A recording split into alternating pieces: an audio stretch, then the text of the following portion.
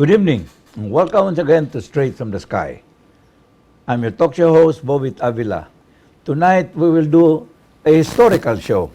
We do not have a guest, but this will be a joint show with our good friend, Erik Espina of Ang Republika.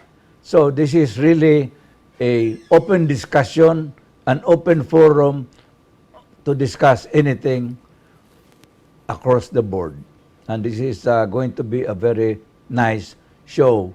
So let's go to Erik for his opening statement. Thank you very much from Straight from the Sky with Republika hand in hand together. And well, as Bobby said, it's going to be a very interesting topic because we're going to cover a rainbow and a slew of different paradigm and even tectonic issues. Well, thank you for that. So we'll be back with you after this break. Please don't go away.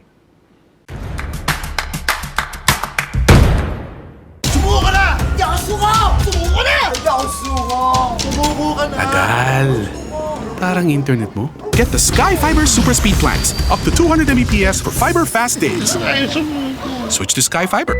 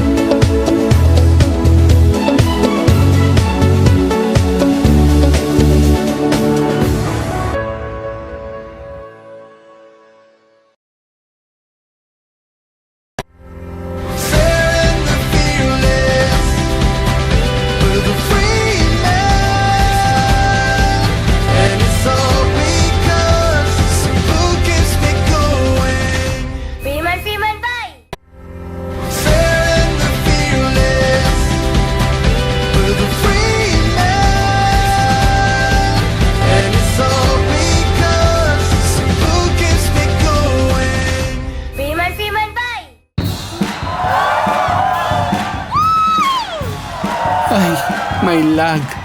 Parang internet mo? Get the Sky Fiber Super Speed plans. Up to 200 Mbps for fiber fast days. Switch to Sky Fiber.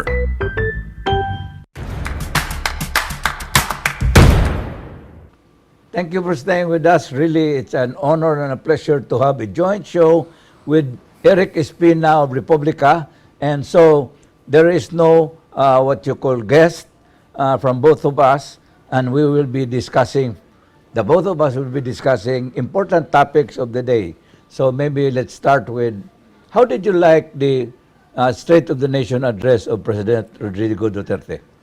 From my own personal view, I'd like to quote former Senate President Juan Ponce Enrile, who said that I cannot really make any comment because I have never been president, so I have no right to to judge him and how he delivered his SONA. That's first. Number two, given the climate of the season, he has a high approval rating 80-90%. So who are we to judge vis-a-vis the wishes of the sovereign people? So as the saying goes, like government, like people. So that's the way I would comment regarding the SONA of the president. Well, in my case, as a columnist of the Philippine Star, I wrote that it was not really a great SONA. I mean, most SONAs have been what you call well written, because of course they are not written by the president himself. Yes. They are written by a group of writers, and they come up with a what you call documented speech for the president to say. In the case of President Duterte, he had a prepared speech. Yes. His problem was Duterte always veers away from that speech, and he talks about so many things. And as we all know, Duterte usually makes mistakes either in language or in substance. And so it wasn't really a great SONA. What I can say is it's really vintage President Duterte, because people are almost excitedly expectant whether he would stick with his prepared speech or he would go tangential, which always happens. It becomes a tangential speech, no? That's one. Number two, as I have heard it, he did write part of that speech from his personal own perspective. And that's why in the first part of the speech, the certain personalities were mentioned, because that was part, he really put that into the speech. Okay.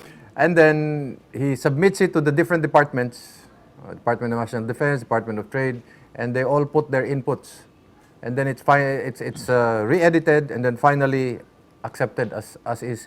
What really worried me was that he was using the teleprompter. Yeah. I know how it is to be in a situation like that, because during Erap Estrada's time, you are given a hard copy just in case something happens to the teleprompter to your left and to your right. So you can still follow your prepared Yeah. speech. So every time that the teleprompter tells you to turn the page, you have to turn the page, so that just in case something happens to the teleprompter, you can follow up with your hard copy. And I did not see President Duterte do that. And neither did President Erap do that. What I remember President Erap was telling us was, "Oh, kayo na bahala, ah." And so we were all worried when we were with PTV, because, wow, we were hoping, I hope the electricity will continue, nothing happens with the teleprompter, because we did not see the president moving the sheet of paper. So it will be very difficult trying to catch up from where you dropped off, no? So those are just the simple observations that I can contribute. Well, another thing, Eric, which I'm sure you have a lot of things to say. All the SONAs that I've been seen from Marcos to present day have become what you call sa Hollywood pa, parang Golden Globes, where all the glitterati, the glamour of the supposed to be the elite in the Philippines. Red carpet. Red carpet treatment, long gown, either of expensive barong. Plus velvet ropes. Yes, but which for me is where the Philippines is truly wrong, because our public servants should not be doing those things. I mean, I've been to last year, I've been to Europe, and I saw the elections of the EU, and those elections are no longer like the elections that we have. That's why true. That I'd is like true. to see someday we will change. So what's your comment on that? Well, at least thanks to COVID, we did not have the fashion show, the usual fashion show, no? And it was sparse. We used the latest technology, which is really very good. Personally, of course, it was a judgment call for the president whether he wanted to be present in Congress, given health protocols and the problems that airborne particles of COVID might be in the air. However, it would have been also okay if he just gave his State of the Nation address in Malacanang also, via internet, via Zoom, and it would not have lessened the ceremonies But it would not have given a great SONA anyway. Because, for instance, allow me to say this. This is what? This was his third SONA or fourth SONA. yes. And one of the things that for me is a failure of President Duterte is his campaign promise. Yes. He promised you and me and people like us who believe in federalism that we will have a federal system when after the president is already finished federal system ng Pilipinas. Ikaw, what do you say? Well, I was not, to be very frank, I was not really holding my breath regarding the statement that there were initiatives to shift to a federal form of government. Precisely because during the initial phase of whether President Duterte was going to be a presidential candidate or would just remain as mayor of Davao City, based on the people that I was talking to, he was going to advocate for it when he became part of PDP, but he would always leave it to the people to finally decide. In short, I will propose it, I will support it, but I will not go further than that. That was the and that's why I said it will only remain there. So, and you could see by his actions that if he really was a federalist at heart and as an ideologue, if I might use that word, he would not have given it to a committee. Yeah, you know what happens When you give it to a committee, nothing will happen. Precisely. And on top of that, there was another version from Congress. So you had one which is from the Constitutional Advisory Committee, and then you had one from Congress. So sabi ni Sepa, nabunggo na gyud. So I didn't expect anything would happen to it. And then, of course, I'm very much aware that I was given a copy by Senator Juan Ponce Enrile of about almost an inch thick of his observations regarding the Federalist proposal. Not Gloria's, but the one of the committee. He even gave one copy to Father Aquino, the law dean of San Beda College. And based on my talk with Senator Enrile, he even said, you know, because Aquino is an Ilocano Father Aquino is an Ilocano. So they were talking in Ilocano. He said, do you know what you just did? This is the import of the things. And even Father Aquino did not fully appreciate what was the nature of their output. For example, this is just one of them, which is really objectionable as far as Constitution is concerned. You cannot anymore change the Constitution. In short, once it's a federal government, you cannot amend it to be anything else. So what Senator Enrile was saying is, who are you, who are we to bind future generations of Filipinos who may decide to shift into another form of government? So why are we going to stand on federalism and then co-opt or rob the future generation of Filipinos from deciding, hey, we want probably another kind of government, or maybe shift it or tweak it? So that's one of the observations. Well, as you mentioned to me off camera, that you believe that Duterte has never been a federalist at heart. He was willing to propose it, being the official standard bearer of PDP Laban. But I clearly recall his statement, I think was it in Iloilo or somewhere in the Visayas, when he said, ang ako ning itod ning federalism para ninyo. Oh, pero kung di gyud ninyo gusto, okay ra pod. That says Ya pa siya gisulti according to you nga aning tungod aning COVID. yes, during one of his press conferences about 3 weeks ago, kanang his usual 11 o'clock na press con, usually late man na, no? Gabi, with the IATF. Ingon siya nga, mabuti na lang, hindi tayo federal government. We are a unitary government. So whatever the IATF says or what we say will be followed. Because if we're going to be federal, tignan mo America. He was of course rambling from one topic. Tulad sa Amerika, si Trump may problema. Yung mayor doon, yung governor, ayaw sundin yung sinagsasabi niya. So sabi niya, well, that's why it's good we are unitary. And this is what I've always advised many of the people around him. um, don't don't move ahead of the president. Always be behind him. In short, if he talks about federalism, don't multiply your steps ahead of him. I said, you try to read his body language. Because at the end of the day, when you try to shift to a federal parliamentary form of government, knowing the president and his executive skills in Davao and how he dominates the executive office, by shifting to a federal form of government, you're actually Destroying what he created. it's a diminution of his power. Amen. And knowing him, he is not about to. In fact, he kept on saying, "Oh, if you shift to federal form of government, I'm leaving in a few months. I'm ready to leave." Yeah. But that's why I said, read the body language of the president, because knowing him, his psychology, his personality, muna gitawag og sunod lang tas likod, di lang ta manguna ba kay base niya Mapandol ta. mapandol na ta inana ba. Okay, so we'll be back with Erik Espina after this break. Please don't go away.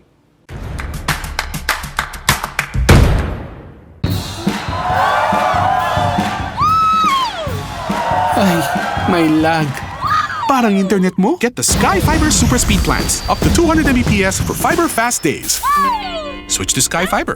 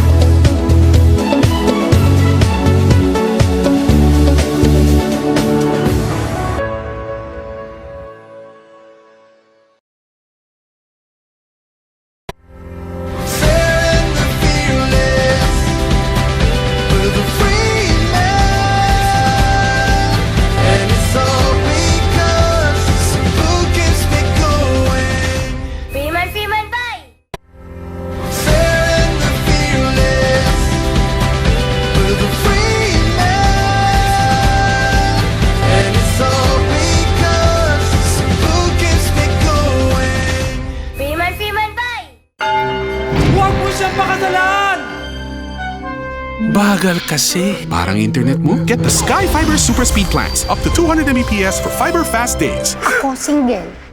Switch to Sky Fiber.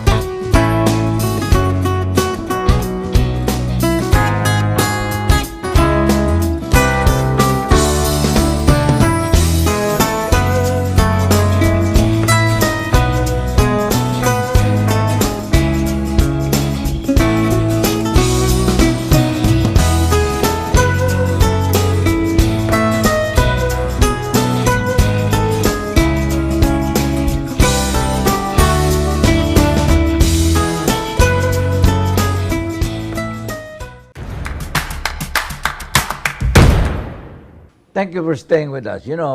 Talking about federalism, I would like to say that while I've always been a federalist, but I'm already resigned to the fact that it will not happen in our time.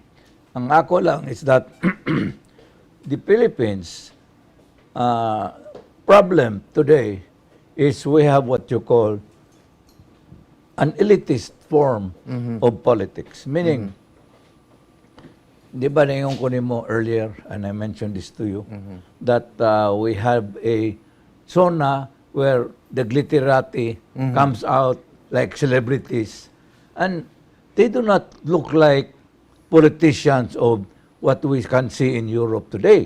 So, for instance, political families that controls this country. No, I mean, I would like to believe it's time that we should change our constitution and ensure that we will have a more responsive politicians. And I'll give you an example. We are now suffering, 5 months because of the COVID and the lockdown. Daghan kay negosyante na siraduan because there is no work. A lot of OFWs have returned because there's no work. Now, the problem is, Congress doesn't seem to have any trouble because ilang sweldo na amang gihapon. Yes. No? Many, what you call government offices in Europe, for instance, already decided that we will only collect 50%. Wag na may tabo din eh. Worse, early in the February, but I wrote a column that senators who are only 24 have come up with a 6.9 billion new Senate building gitukod ron diha sa BCGG. Bonifacio Global Global, City. yeah. Yes. So, what, for 24 people? 6.9 billion? What good ibabag? Two things, no? Regarding the Constitution, this is just my point of view. I'm one of the holdouts, and if you examine all the constitutions we went through, excluding the Malolos Constitution, we had the 1935 Constitution, which was later on amended by the Quezon Amendments. As far as I'm concerned, I'm not talking about constitutional approval. I'm talking about legitimate constitution. As far as I'm concerned, the only legitimately passed and constitutionally passed charter in the Philippines was the 1935. Amen. The 1973 or 1972 Constitution. You know what happened, no? Yes. Of course, we know that. So, just for the generation who does not remember this, the effects of martial law was suspended Correct. for purposes of the discussion regarding the Constitution. Yes. Now, this is somebody like a father with his pregnant daughter, and the man, the culprit, saying, "Don't worry, the shotgun will not be in church. It will just be outside the church. So you better marry my daughter." So that's what happened. That in itself is the 1973 Constitution. The 1987 Constitution was not, again, for me, I'm using the term legally, or rather, legitimately passed. Simply because we had a revolutionary government. There were OICs being put in place. The Congress was, the Batasan was abolished. If you remember that. So, a martial law situation and a revolutionary situation, and you're trying to pass a constitution, will just not get the proper consent of the people. So, And there were 49 people who wrote it? And you know why wa masikwenta? Oh. Because my boss, Oo. Max Sullivan, was Did not- supposed to be the 50th. Uh-huh. And then he asked me, "Bobit, what do you think?" Ningon ko, "You're a journalist. You're the dean of columnists in the Philippines. Uh-huh. And here, if this constitution is passed and half of it is not to your liking, but you have no choice because kamong 49 or 50 all passed it, wa kay mahimo. We have to really That's true. support it. That's true. That's what Blas Ople told my father, because my father came out with certain observations, the defects of the Constitution, and Blas Ople said, Rene, suportahan na lang natin the Constitution. Anyway, later on we can amend it. It was never amended. Never. Never amended. So my point is, well, unfortunately, it's a de facto Constitution, but the point is, it is, for me, the sleeping 1935 Constitution, although it's not in effect, which I consider was legitimately and legally passed. The other two, because I kept on telling even Rene Sagisag, I said, when we were out in the streets, if you remember, you kept on saying that the 1973 Constitution was not legally passed. Because the Supreme Court gave up and said there is no constitutional impediment to its being enforced in effect. So if it was not legitimately passed, why are we now changing this Constitution? We should have reverted back to the 1935 Constitution. Correct. Monag, parang itag thinking. Now, what's the basis for that? That's why I'm very proud of Sergio Osmeña Sr. When Sergio Osmeña Sr. with Quezon was in the United States, the Japanese started to come up with a Kalibapi Constitution, which was actually a copy of the 1935 Constitution with Jose P. Laurel being there, no? But when the Japanese were driven away from the Philippines, what did Sergio Osmeña Sr. do? Did he ask for special powers? Quezon was dead already, he was here, no? Remember, the Philippines was one of two, the most ravaged countries in the world. Yeah. But did he ask for special powers from Congress? No. Did he suspend the writ of habeas corpus? No. Did he put OICs? No. Did he convene a charter commission to write a new constitution? No. He just simply reconvened the interrupted Congress and brought back the 1935 Constitution, which Cory should have done. Yes, which he did not do. I totally agree.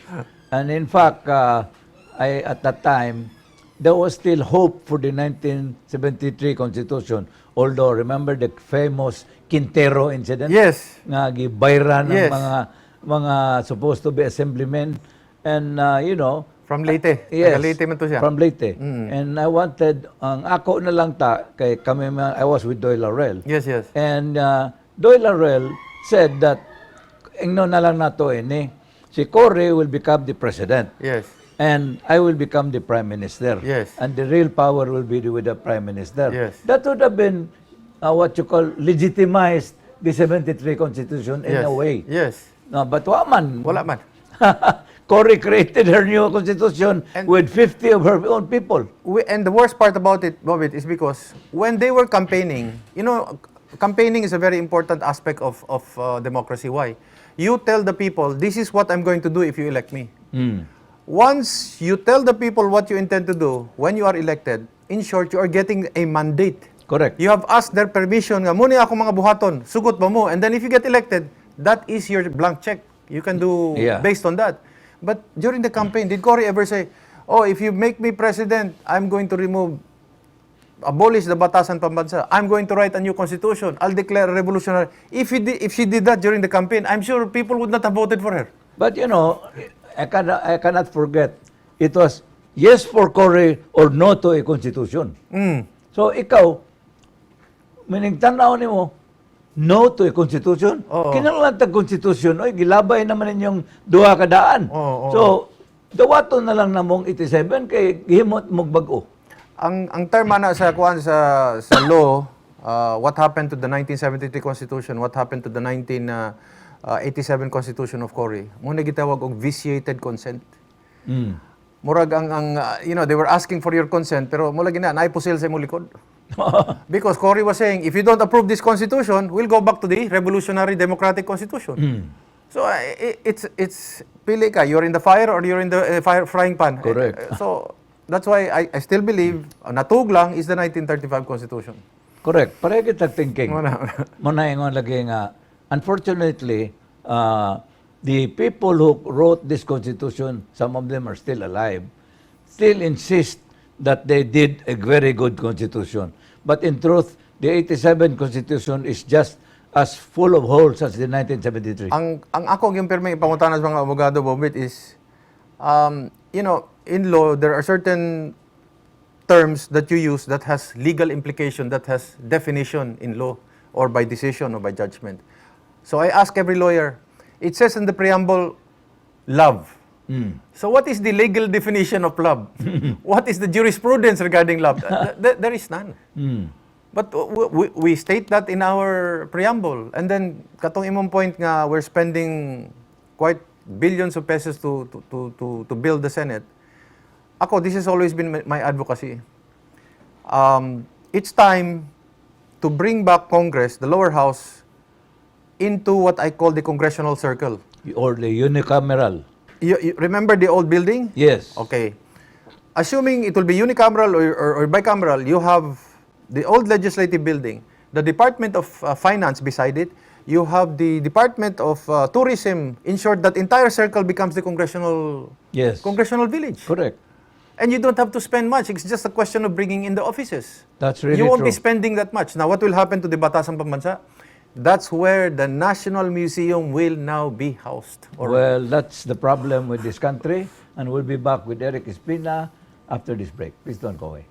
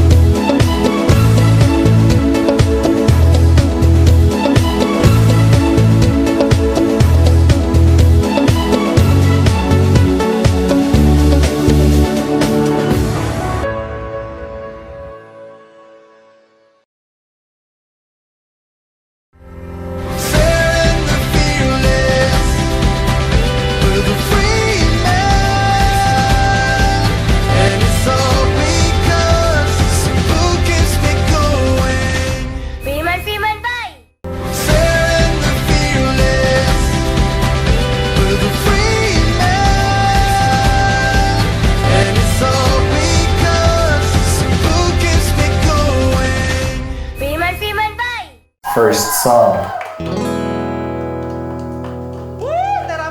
Thank you. Bilis maka-sound trip. Ganyan sa Sky Fiber Super Speed Plans.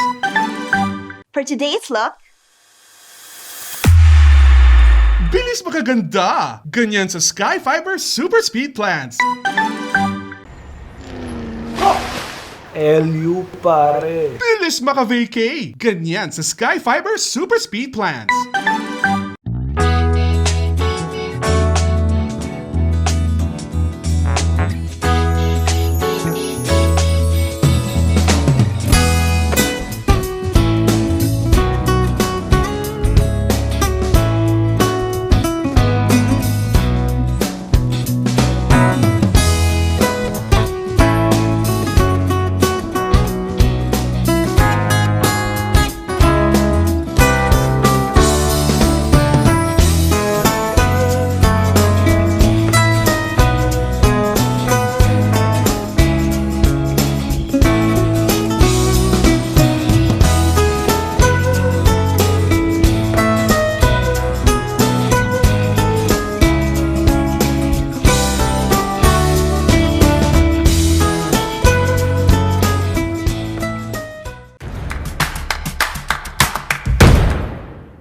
Thank you for staying with us. We're now halfway to the show, talking about anything under the sun with my good friend, my partner and joint, what you call, joint show with Straight from the Sky and Erik Espina's Ang Republika. So it's really a historic show for me here in Straight from the Sky that we have our good friend Erik Espina to talk about anything under the sun. So we'll continue this time. Let's talk about COVID. Okay, never happened in this country or your lifetime or anyone's lifetime for that matter. So what do you think? How was the COVID handled? I'll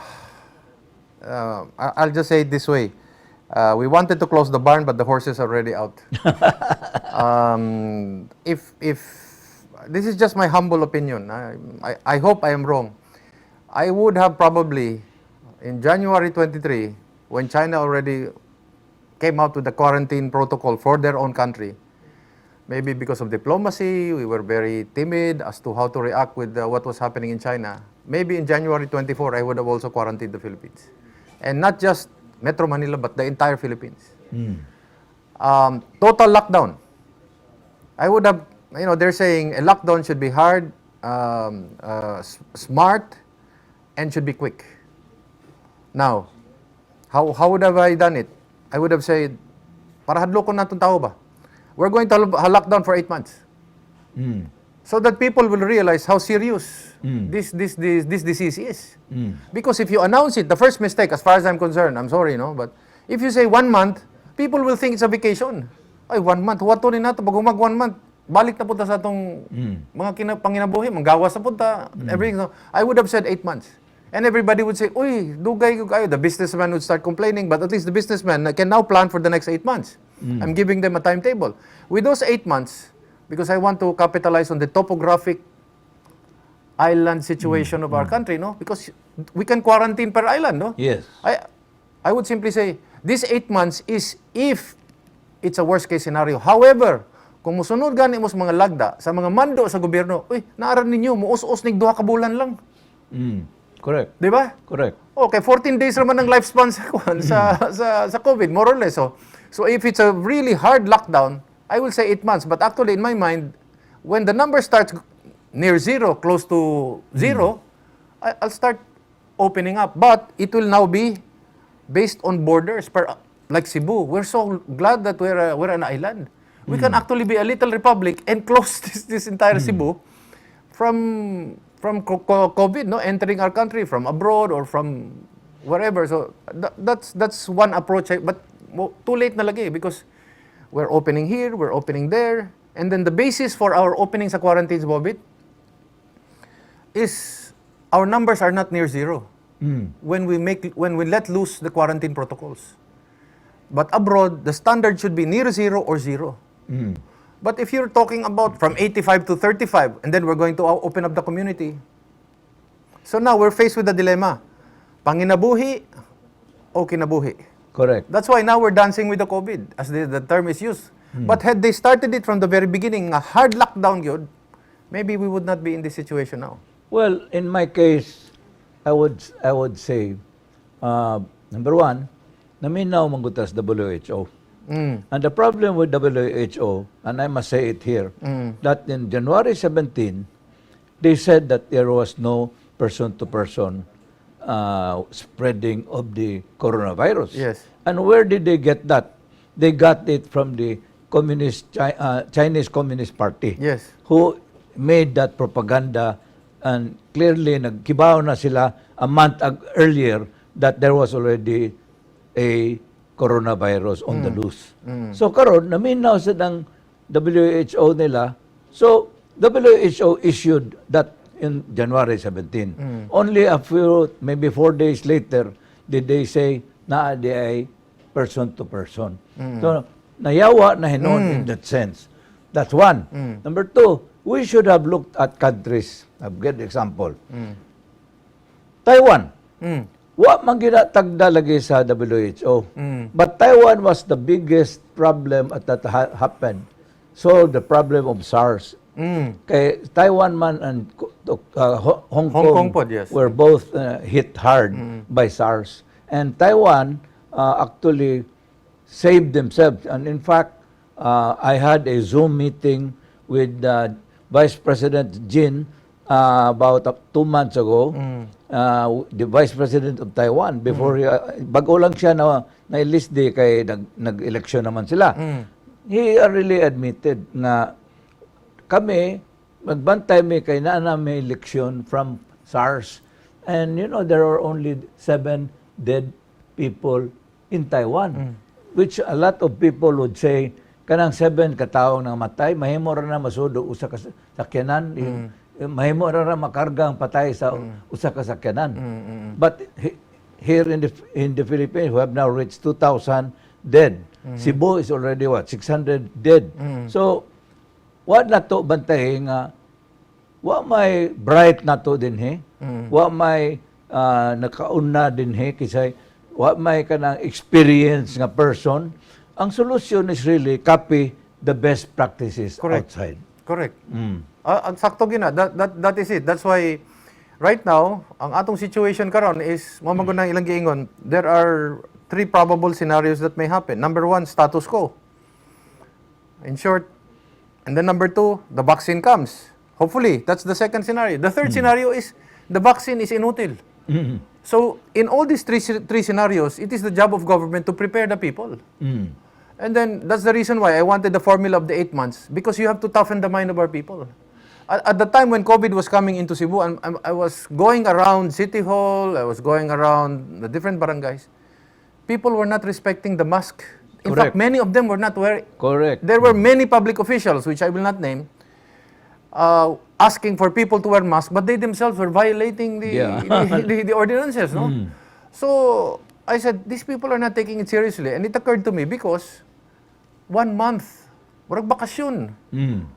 You know, it did not dawn on them that this is a very serious kind of sickness. Nagkuhan pagod ang barangay sa Nicolas. Sinulog pagod sila. Precisely. And then, I kept on saying, kuhan mo this is actually, if you have a military system, you can understand right away, no? Lingkuran gyud siya. For example, what do we do now about sinulog? Are there plans already how to handle sinulog? What do we do with the 500 years celebration of the Catholic faith? Next year is already the early registration for new election, for new candidates. Correct. Has COMELEC sat down and said, these are already what we're going to, at least this is a clipboard suggestion, so that when it happens, when the day happens, we already have more or less what we should do. I don't know if they've even sat down to discuss these things. Or is it just a day in, day out, kung naay may tabo, react. Kung naay may tabo, react. Correct. Murag inana ba? Well, there are already vaccines. Russia already, last Tuesday, President Vladimir Putin said that they already have. So, karon katawanan kayo kay there are more than 100 pharmaceuticals all over the world. And even the US, they have Moderna, and then they have Johnson & Johnson. They're now in their phase 3, meaning on the last stages. So, sakto si Trump in the sense nga anytime between now and November, they may come out already with their own. Correct. Ang duda na ko ni Trump, kay political man sila, nga he will announce it siguro a month before the elections. And then, kuan, correct na. And then the other thing that's why I texted ko, si Senate President Soto, I texted Senator Bongo. We're doing everything as far as health protocols are concerned. But Filipinos love the air conditioner, but in this situation, we have to invest into air cleaners, air purifiers. I said, no? There are kind of air purifiers and air cleaners that can catch 0.03 microns of COVID. And you need to invest in that for the Senate. Every office or per square meter, there should be, that's about 30 to 40,000 per, the good ones, huh? We need to do that. The Office of the President has to do that also because we're talking about the survival of governance. Kaya kung tunga sa Kongreso ma-COVID or tunga sa Senado ma-COVID or sa OP na ay mga ma-COVID, and then our public officials are dying or are in the hospital, we'll have anarchy because nobody's going to be leading the country. So I said, you have to invest into air cleaner. Even hospitals have to start investing into this. Even our homes, we should have this. Well, you got the latest news was Alfredo Lim, Mayor Yes. of Manila, died. Eddie Ilarde also. Eddie Ilarde and Sixto Brillantes Yes. of Comelec. Yes. Muna, pait kagi kayo. We have to, malagi na, complacency has its, has consequences in a situation. And every time we go out, we have to be 150% perfect. Not only perfect, we have to be super careful. Oh. Nga kinsa atong may kapan. Muna, yun Or na. unsa atong gihikap. Michael V. Manggani, dito ra siya sa balay. Na siya gi-order nga parcel from sa gawa. Siguro, wala siguro na sanitize. Nagunitan niya itong plastic. Igo. Naigo siya, COVID. It's suspait lagi kayo. Mo lagi yan. But unfortunately, we cannot continue talking about COVID kaya as long as it's still with us. And we'll be shutting down for our last episode after this final break.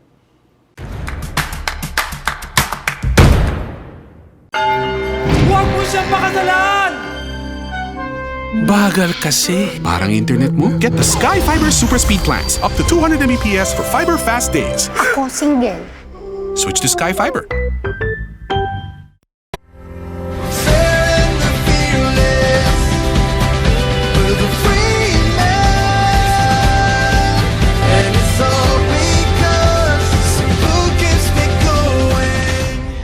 Freeman, bye! First song. Thank you. Bilis maka-sound trip. Ganyan sa Sky Fiber Super Speed Plans. For today's look, Bilis makaganda. Ganyan sa Sky Fiber Super Speed Plans. LU pare. Bilis maka-vacay. Ganyan sa Sky Fiber Super Speed Plans. The theory of decreasing responsibility explains how your life insurance needs change over time. In the early years, you may need a lot of life insurance coverage, but in the later years, you may not. In the early years, when you're younger, you don't have a lot of money, but in the later years, you'd better have money. How does this fit with your insurance needs? Today, when you're young, loss of income due to a premature death would be devastating. Your children are young and you might have high debt and a house mortgage. Your need for insurance is highest at this time. When you get older, retirement income is needed. Your children are grown, your debts are lower, and your mortgage is paid. If you have savings, you are self-insured, diminishing your needs for insurance. That's the theory of decreasing responsibility.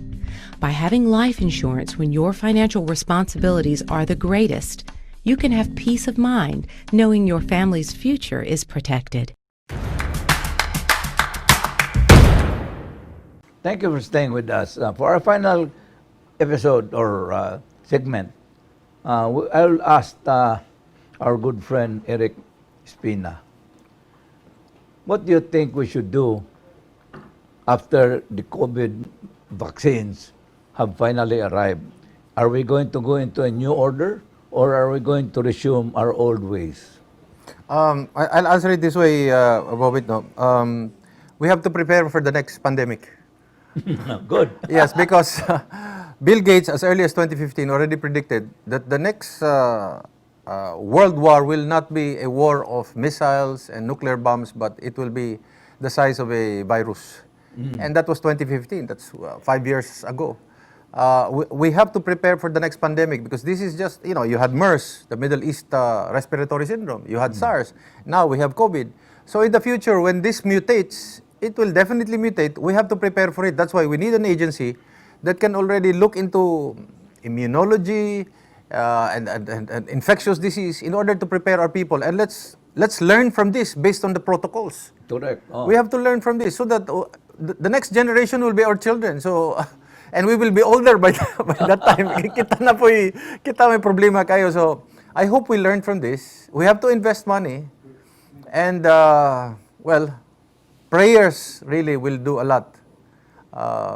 When everything else fails, you just raise it up to our God Almighty, our dear Father, our Savior Jesus Christ, and the Holy Spirit for guidance. That's about it. Well, just take a look at what happened. God, how many times si Mama Mary would appear in many of her apparitions, and she would say to the people in front of her apparitions, she would say, "My cup is Full. overflowing." Oh, runneth full, already." oo. So nagpasabot si Mama Mary nga di na niya kapugnan, no? Therefore, this was 100 years ago. That was in Fatima. We have Akita, Yeah. and we have La Salette, and we have Lourdes. Daghan na kay apparitions Mama Mary. Naibag-o dito sa Rome karon sa Silsibitia, a statue of Mama Mary crying. Why it is happening now? Because nasuko ng Ginoo. And the best example, kinsa may ang puntarihan siyang kasuko. Are the nations that have run away from God. True. I'll give you an example what's happening in China. Yes. Because why? Remember, ang kontra ni Mama Mary in the Fatima apparitions, she said, if my immaculate heart will not, if Russia will not be consecrated to my immaculate heart, she will spread her errors. Okay? Her errors. Ano may error sa Russia? Wag you lain except communism. Yes. And although what na communism sa Russia karon, maybe there are still communist people there, but I would say the government's no longer communist. But the error of Russia has also contaminated China. And China is a beautiful country, a 1,000-year-old country, and now controlled by the Communist Party of China. So if you think about it, it has suffered worst flooding. Remember, kung biblical pa, 40 days and 40 nights, uwan, would you believe, nag-uwan sa China 50 days already? And so, not only that, gidugagan siya og 5 ka earthquake, 3 ka bagyo. So, wag iundang ang iyang flooding. And why is that? Because China violates the human rights of people. Uyghurs, Yes. 1 million Uyghurs who are Muslims have already been imprisoned. The women are forced sterilization and they are forced abortion. That's true. In Hong Kong, they have already slapped it with the national security law. Ipanakop na nila anyone who wants democracy. Hasta katong billionaire nga kuan. Media guy. Media guy, oh. Yeah, media. So, think about it. Nasuko ng Ginoo because sige sila sunog sa simbahan, guba sa simbahan. Abi manggod nila ang Ginoo dili mo baos. Huwat lang sila nga mamatay ka o na ko mo baos. No, ang Ginoo nasuko na gyud. Kuan man gani I don't know if you aware of this, Bobit, but according to the daughter of Stalin, when his father was about a few seconds or a few minutes about to die, the last thing that he did was to raise his fist against God. Really, ah? Yes. Kaya nga no, magkita na sila dito. Wa man siya tagdas Ginoo tingali. Kung gusto niya kontraho ng Ginoo, siyempre hindi ka madaog kay Ginoo na gud na. Mao na, tinuod. So in the end, ako, para nako, sakto jud ka. We must prepare not for the next elections. We must prepare a new, hopefully this 18th Congress will create a department just for a future pandemic. Tapos punduhan kinala nilang punduhan gina nila. Ilag yun ang punduhan. Oo. Okay, we must hire not just nurses and but we also need to hire scientists who can develop whatever is, you can find it because sometimes ang mga the scientific world also helps each other. So in the hope that hopefully when the next what you call pandemic will come, we will be better prepared. Hinaot unta. Because sakto ka kanang unsaon man ang 75 years nag-bomb ang Hiroshima ug Nagasaki. I wrote a column last week on that. And because of what you call mutually assured destruction. Many of these powerful militaristic world now have nuclear arms. So the problem is, napuray mo, maghimo kong 20. Oh. So, ingang usa, nakay 20, nasa ko kalibo. So, it became an arms race. And that arms race has helped no one. But it did not materialize for the simple reason that if you throw your nuclear arms at me, I can do the same thing to you, and even to your worst dreams. So, in the end, they have what you call prevented people from throwing nuclear arms, but they have also prepared their military for better fighting skills in the future. So, kana siya, sakto ka, because wa may gubat sa kalibutan nga nakapasirado sa nasod. But the global pandemic have shut down this world. Mao gyud. Ang Pilipinas o ang Italy, ang Amerika nga panahon ni Trump naulian na ta. Dako na kayang ulian. Karon natumba na sa sila balik kay tungod naglisod ang kalibutan due to this pandemic. Mao na, tinuod gyud na. We have to really prepare for this, and then this is the kind of world we will eventually have to confront in the future. Basta ang importante lang gyud, nagani tay duda nga naa na po'y bag-ong pandemic mabot, we have to shut our borders instantly gyud na dayon. Because the sooner we cut it, we quarantine ourselves, mas makasiguro ta nga dili na makasud ang kuan kay we're very friendly to tourists, no, when they come here and all that, no, it's our nature, but we have to take care of ourselves, we have to reconsider, recalibrate the concept of globalization as well, and look at our own national interest. Well, my final question would be more on, I still believe we need to change our constitution. Because, for instance, di na ko ganahan og oligarchy, di na siya ko ganahan og kanang politika nga pamilya, nga kuan, what you call historical na.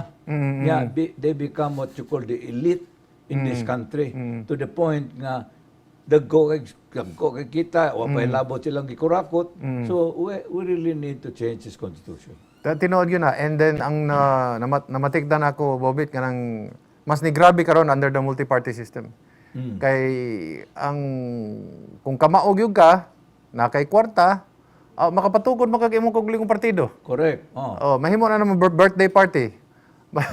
Instead of a real political party, it becomes a birthday party because it's a celebration to self, to your popularity, and to your money. Correct. That's really true. And ang kuan lang, I've always said this, no? If we can bring down the cost of elections, not bring it up, bring it down, campaign, etc., etc., then there is a bigger chance that the voice of our people will be heard. Because the more it becomes expensive, Pila na tanaw nimo mo gasto ka kung dagang Senado? Sa Senado, minimum nimo 200 million. Minimum.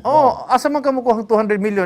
Obviously, you're going to push them to be very imaginative and creative in how do you get that money, no? And then wapanay siguro mo daog ka. Okay, you need also connection sa Comelec na pod. Sa Smartmatic na pod. So, bayran po nimo dito ang Smartmatic. So, para mo daog ka. So, binuang na ni. Dili na ni demokrasya. Mo nagitawag nila. This is democracy already. That's true. Ang Pilipinas is being run by a president, being run by as a what you call Republican government, but ang iyang partido is actually parliamentary. We should have a parliamentary government, but unfortunately, we ran out of time. We'll just ask Erik Espina for his parting shots, and after that, I will do mine. Thank you.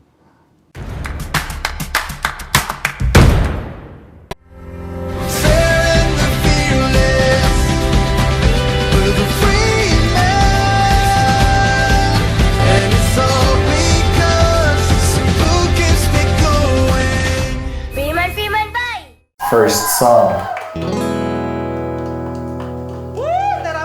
Thank you. Bilis maka-sound trip. Ganyan sa Sky Fiber Super Speed Plans. For today's look, Bilis makaganda! Ganyan sa Sky Fiber Super Speed Plans.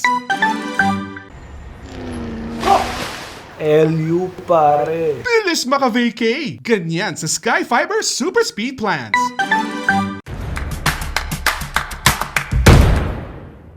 Thank you for staying with us. Let's now go to Erik Espina's parting shots. Erik? Yeah, thank you. Thank you very much. Pasalamat lang ko sa Straight from the Sky kay kuan gini mas malipay yung kung imbis ako kuan mo kay host ko mas mayo sa nang mapangutana basad ko ba. And it's a great opportunity to be able to throw around the ball with with Bobit Avila.